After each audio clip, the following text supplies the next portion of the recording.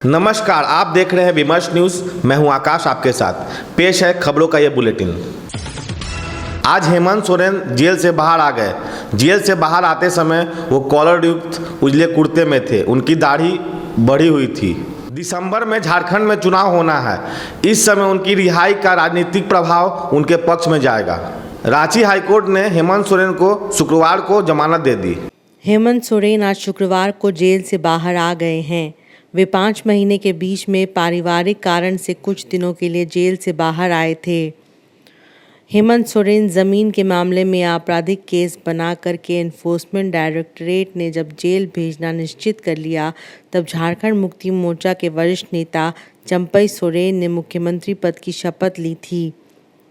अदालत में एक महत्वपूर्ण बात कही गई कि अगर ईडी के अनुसार ये स्वीकार भी कर लिया जाए कि लगभग 9 एकड़ ज़मीन का मुकदमा आपराधिक मुकदमा के रूप में नहीं बल्कि दीवानी मुकदमा के रूप में दर्ज होना चाहिए था, ईडी द्वारा आपराधिक मामला दर्ज करना संदिग्ध है।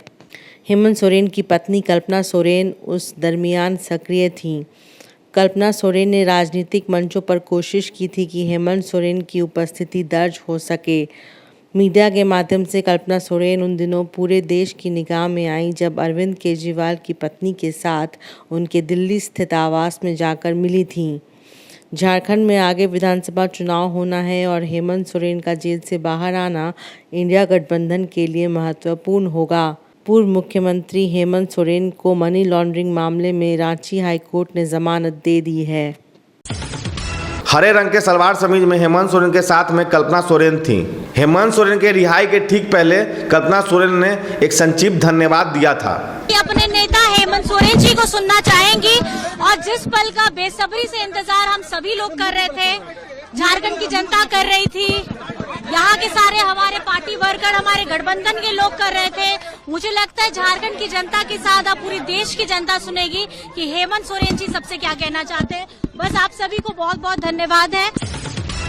हेमंत सोरेन के जमानत पर कानूनी पक्ष वकील बता रहे हैं। जमीन घोटाला मामले में आरोपी झारखंड के पूर्व मुख्यमंत्री एवं जेएमएम के नेता हेमंत सोरेन की जमानत याचिका पर आज माननीय न्यायमूर्ति रंगन मुखोपाध्याय की अदालत ने फैसला सुना दिया है और उन्हें जमानत की सुविधा प्रदान की है। इस मामले की सुनवाई पूर्व में 13 जून को पूरी कर ली गई थी और फैसला सुरक्षित था, जिस पर आज फैसला माननीय अदालत ने सुना दिया। जेल से निकलने के बाद सबसे पहले वो अपने पिता शिबू सोरेन के घर गए। आज जेडीयू की राष्ट्रीय कार्यकारिणी की बैठक शनिवार को दिल्ली में होगी। बात यह भी चल रही है कि इस मीटिंग में मुख्यमंत्री के पुत्र को भी चुनाव में उतारने की बात हो रही है। ये निराधार बात भी हो सकता है। नीतीश कुमार के बेटे निशांत के बारे में कुछ लोगों ने चर्चा चलाई रखी है। 2 दिन पहले 8 दिन में 4 पुल गिरने की बात हो रही थी। 10 दिन के अंदर एक और पुल गिर गया। ललवाराही गांव मधेपुर मधुबनी में निर्माण के अधीन चल रहे पुल का गर्डर गिर गया। मधुबनी जिले के स्कूल के गिर जाने से चारों तरफ अफरा तफरी मच गई है। 4 पुल तो गिरे थे, उनमें कुछ पुराने थे, परंतु उनके गिरने के कारण में सरकार और विभाग के स्तर से कोई स्पष्ट जानकारी या स्पष्टीकरण नहीं आया था। अब नीतीश कुमार की सरकार के निर्माण और विकास में घुसे हुए भ्रष्टाचार की तरफ चारों तरफ से उंगली उठने लगी है। राजधानी दिल्ली में 24 घंटे के अंदर 228 मीटर जल प्रवाह हुआ है। 88 वर्षों में बहुत कम समय में 228 मिलीलीटर वर्षा की बात सामने आई है। इसके पहले तापमान 50 डिग्री तक पहुंच गया था और अब तपिश खत्म हो गई है। आईटीओ के पास तिलक ब्रिज के नीचे पानी भर जाने से यातायात ध्वस्त हो गया है। पूरी दिल्ली में जल जमाव की समस्या है। दिल्ली के कई दफ्तर बंद कर दिए गए हैं और लोगों को घर से काम करने के लिए कहा गया है। दिल्ली एयरपोर्ट का एक बाहरी शेड गिर गया, जिसके नीचे दबकर एक ड्राइवर को मिलाकर कुल 3 व्यक्तियों की मौत हो गई है। राज्यों के बजट का समय आ गया। महाराष्ट्र में अक्टूबर में विधानसभा चुनाव है। राज्य के उप मुख्यमंत्री अजीत पवार ने बजट का प्रस्ताव रखा है। 5 व्यक्तियों के एक परिवार को 3 गैस सिलेंडर साल में मुफ्त दिया जाएगा। महाराष्ट्र के उप मुख्यमंत्री अजीत पवार ने राज्य करों को कम करके पेट्रोल और डीजल के दाम घटाए हैं। डीजल में कीमत 2 रुपये और पेट्रोल में कीमत 65 पैसे घटाए गए हैं। सोयाबीन और कपास पर ग्राहक और सहायता की भी घोषणा की गई है। महाराष्ट्र के उप मुख्यमंत्री और वित्त मंत्री अजीत पवार ने बजट प्रस्ताव प्रस्तुत किया है। 5 व्यक्तियों के एक परिवार को साल में 3 रसोई गैस सिलेंडर मुफ्त दिया जाएगा। लोक लुभावना बजट में ये भी कहा गया है कि राज्य सरकार अपने टैक्स कम करके डीजल की कीमत ₹2 प्रति लीटर और पेट्रोल की कीमत 65 पैसे प्रति लीटर कम करेगी। मुख्यमंत्री कन्या और बहन योजना के लिए बजट को काफ़ी बढ़ाया गया है।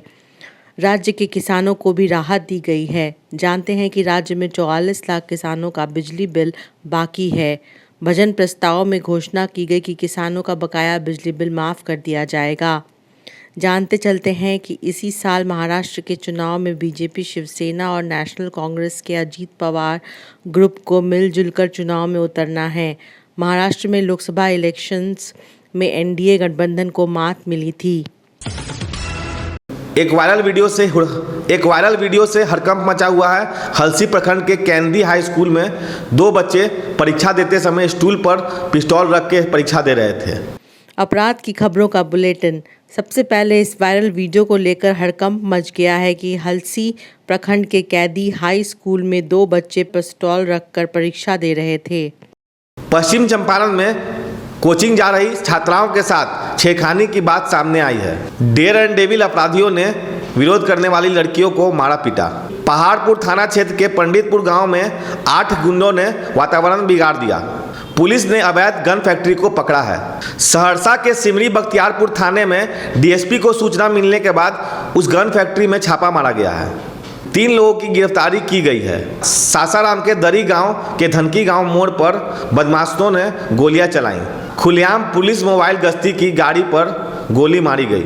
इसमें से एक गोली एक पुलिसकर्मी के कलाई पर लग गई। मुख्यमंत्री उद्यम योजना का विज्ञापन जारी हुआ है। उद्योग विभाग में विज्ञापन दिया गया है कि 1 जुलाई से 30 जुलाई तक आवेदन लिए जाएंगे। इसमें दलित और आदिवासियों की एवं अत्यंत पिछड़ी जातियों की अलग से श्रेणी होगी। अल्पसंख्यक और महिलाओं के लिए भी अलग से श्रेणी है। सामान्य युवाओं को भी आमंत्रित किया गया है। इसके लिए प्रत्येक व्यक्ति को 5 लाख की सहायता और 5 लाख का कर्ज दिया जाएगा। मुख्यमंत्री ने घोषणा की थी कि सरकारी नौकरी भी देंगे और साथ ही रोजगार भी दिया जाएगा। शुक्रवार को प्रधानमंत्री से चिराग पासवान सहित उनके जीते हुए अन्य 4 एमपी ने मुलाकात की। जानते हैं कि एनडीए ने चिराग पासवान की पार्टी लोक जनशक्ति पार्टी रामविलास को 5 सीट दिया था। सभी 5 सीट जीत गए। इसी तरह बिहार में या देश में भी एनडीए के ये महत्वपूर्ण घटक हैं। प्रधानमंत्री से मिलने वालों में चिराग पासवान के साथ साथ युवा एमपी शांभवी चौधरी, अरुण भारती, राजेश वर्मा और बीना देवी शामिल हैं। क्रमशः हाजीपुर, समस्तीपुर, जमुई, खगड़िया और वैशाली का प्रतिनिधित्व करने वाले एमपी गण हैं। इस मौके पर प्रधानमंत्री ने चिराग पासवान की फिर से काफ़ी प्रशंसा की। प्रधानमंत्री नरेंद्र मोदी एनडीए के अन्य घटकों के चुने हुए एमपी से बड़ी मुलाकात कर रहे हैं। तो ये थी अब तक की खबरें। अगर आपने हमारे चैनल को सब्सक्राइब नहीं किया है तो जल्द जाके यूट्यूब पे सब्सक्राइब करें और बेल आइकन दबाएं ताकि आपको पल पल का नोटिफिकेशन मिलते रहे। फेसबुक पे देख रहे हैं तो लाइक करें, फॉलो करें। तब तक के लिए मैं आकाश, विमर्श न्यूज़ के लिए धन्यवाद।